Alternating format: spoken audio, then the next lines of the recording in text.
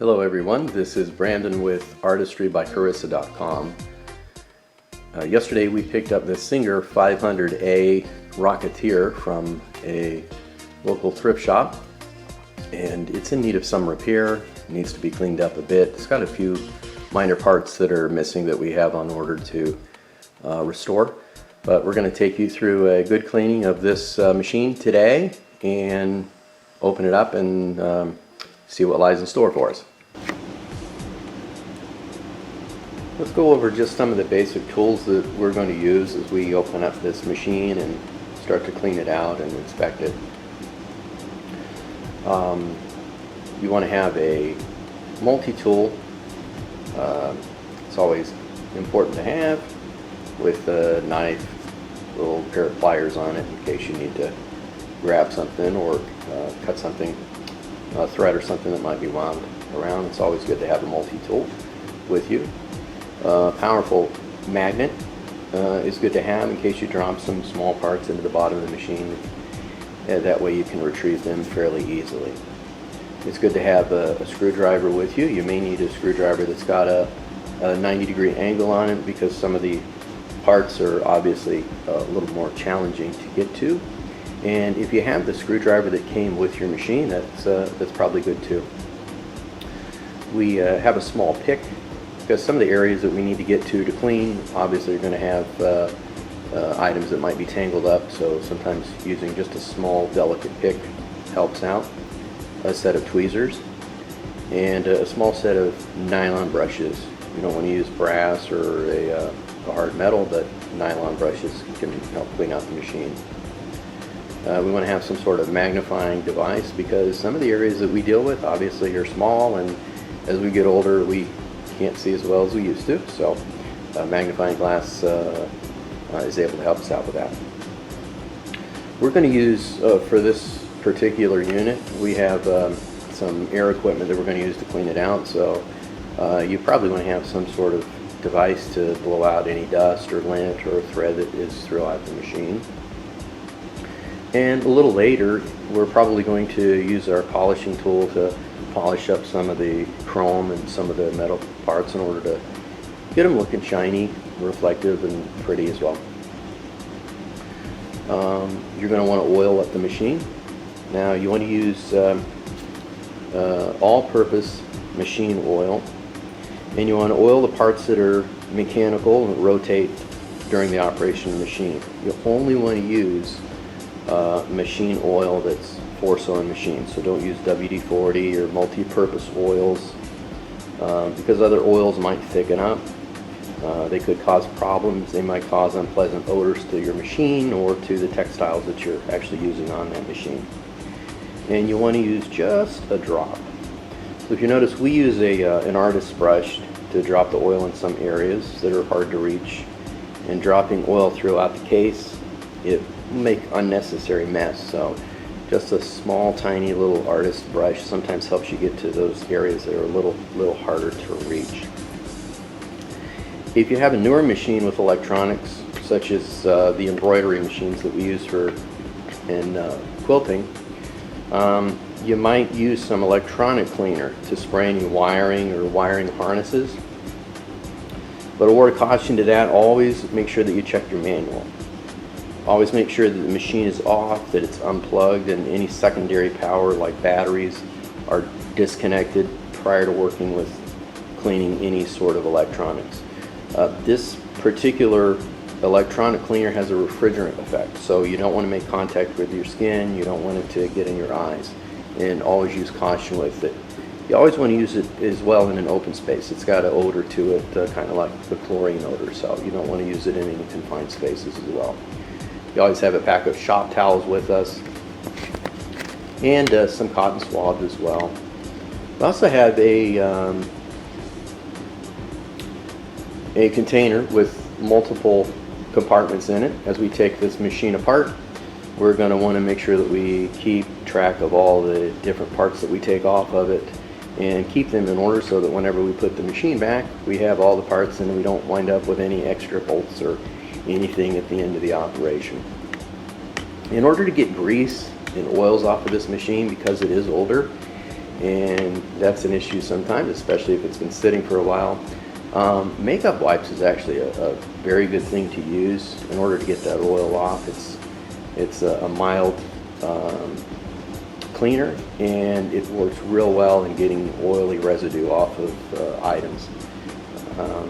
Also, one of the final things that we want to make sure of, especially with older machines, is we're going to make sure that when we plug it in, we're going to plug it into a surge protector. Make sure it's an actual surge protector, not just a power strip. Just in case there's some issue with the electrics on this, when we plug it in, we've already tested this one out, so it's good. But you want to make sure if you have any sort of issue, if there's a surge or anything like that, we just have a little extra protection and keep everybody safe. And finally, I guess I forgot, if you have an assorted bag of some cotton swabs, different sizes, that might help you get some of that internal areas of the machine clean as well. So now we're going to open it up and see what we got.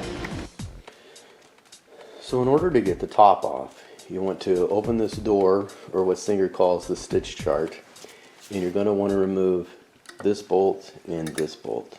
Now when you do that, you want to make sure that you have a hold of this, because once these bolts are removed, this may have a tendency to fall backwards, and you don't want it to hit the floor and either break the hinges or cause scratches or damage to the top of the unit. So with the top removed, we can get a good look, at least at the upper portion of the machine. It's in really good shape. There's no rust, so that's a positive. It is very, very dirty, so it was obviously either it's been many years since it was last serviced, or it's probably been stored as well for a long time. The electrical is still in good shape. This electrical tape is just there to actually hold it in place. The bobbin spindle, rubber around the bobbin spindle is still in good shape as well, so that's good. One of the things that we did notice is that the two thread pins have broken off. They're just plastic, so at some point they were broken off and the springs are lost as well. We did find one of the thread pins down actually in the bottom of the machine, so we'll pull that out whenever we get to that section. So now we're just going to go through and start cleaning this up. So upon opening the top up, we know when we purchased it, the two spool pins were missing off of the top, and obviously the springs were too. Upon opening up the top, you can see one of the springs actually is still in here.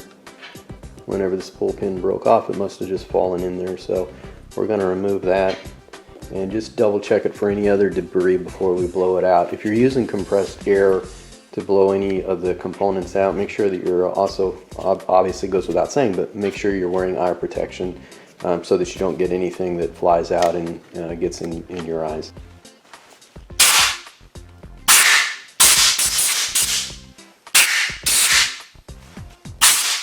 So once you clean the top out, you want to make sure that the area around the side door is cleaned as well. And you can remove this if you just lift up on it. Be careful. It should, the hinges just should come off, and you should be able to remove that. And now just to demonstrate the makeup remover wipes, if you have areas, especially painted areas that have oily residue, like you notice on the side door here, we can get it in focus there. There's just some oil, probably from one of the last times it was actually serviced.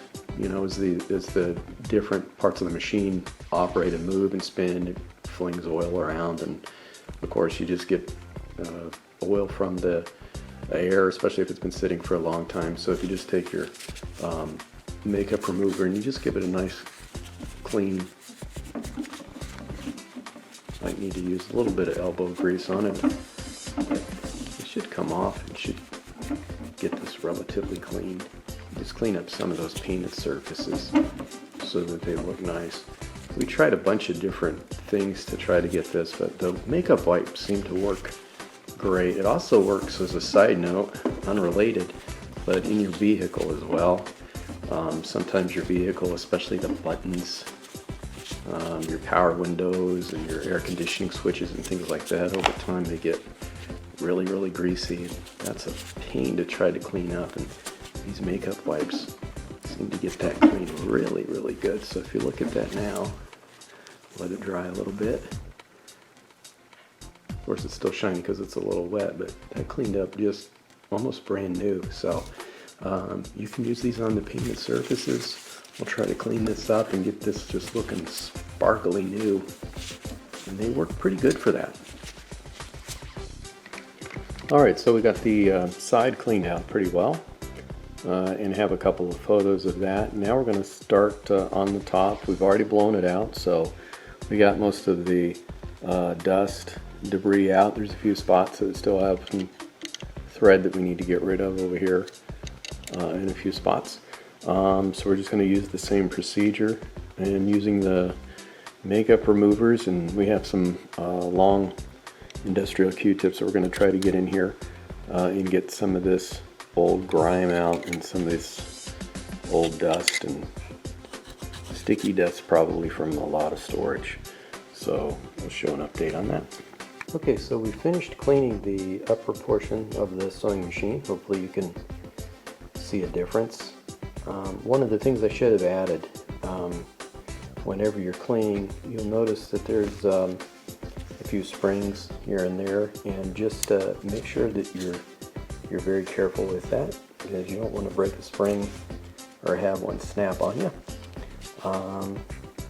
and have to wait to order a new replacement part. So this is what it looks like after we've cleaned it up.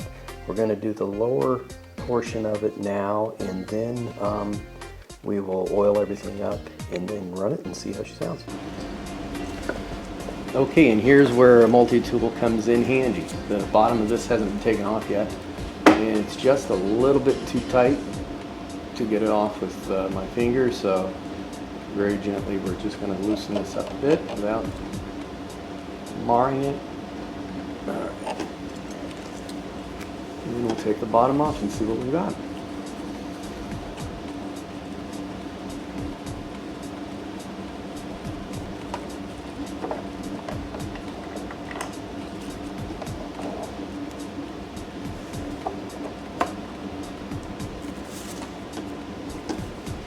Alright, just a lot of age and a lot of dust. So we opened up the bottom of this singer, and other than a tremendous amount of lint from it being closed up for so long, it's really relatively clean in here. And again, there's no rust, no corrosion or anything. So we're just going to oil it up and close it back up. One thing that I also want to mention, anytime you have gears, you want to make sure that you make sure those are greased as well, and you want to use sewing grease on your gears. So don't use Vaseline or some other petroleum-based product that's not intended for sewing machines. Make sure you use sewing machine grease. So we don't have any of that right now, so we're going to do that at a later date. But now we're just going to oil everything up, and just a drop of oil, and you want to oil up anything that is metal on metal that moves whenever you're operating the sewing machine. So any point where you have metal to metal that's moving, you want to put just a drop of grease or oil just to make sure that that's lubricated anywhere on that. So we're going to oil those locations, and then we're going to go back up to the top before we close that up. Alright, for your bobbin case, you have one spot in there you want to oil. So like I was saying, we use the brush sometimes, just it's easier to get some of these spots so you're not getting oil everywhere. Just make sure you oil that. Bobbin case.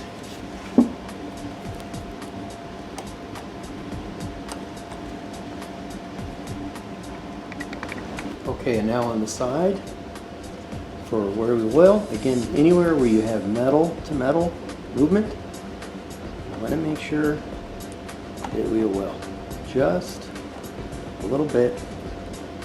Make sure that we get all those spots.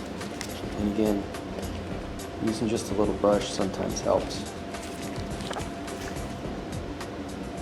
Just to get enough on there. You don't want to oversaturate it. You want to make sure everything's lubed.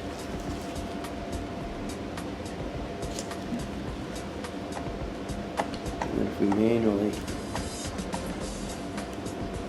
move our sewing machine up and down,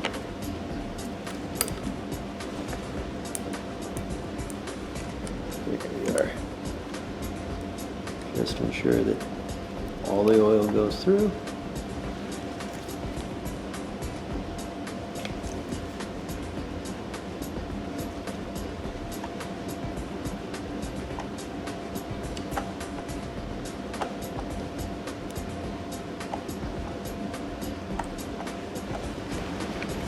And then on the top, you're going to want to do the same thing. Any metal to metal areas that move, you just want to just put a drop of oil. You can use your brush if that helps. And again, here you have ears as well, so you don't want to oil those, but you do want to make sure that you get sewing grease, and just put a little bit of sewing grease on there. You don't want to mix the oil and the grease. I think it specifically, it says there in the Singer manual, never put oil on that. You just want to use grease. And you'll notice, I think as well in the manual, it shows you to the oil spots for this. You're usually going to oil it with the cover on, and so there are spots where you can actually drop the oil in, but since we have everything open, we're just going to go ahead and oil while we have it open. And once we're done with that, then we'll turn it on and make sure she sounds good.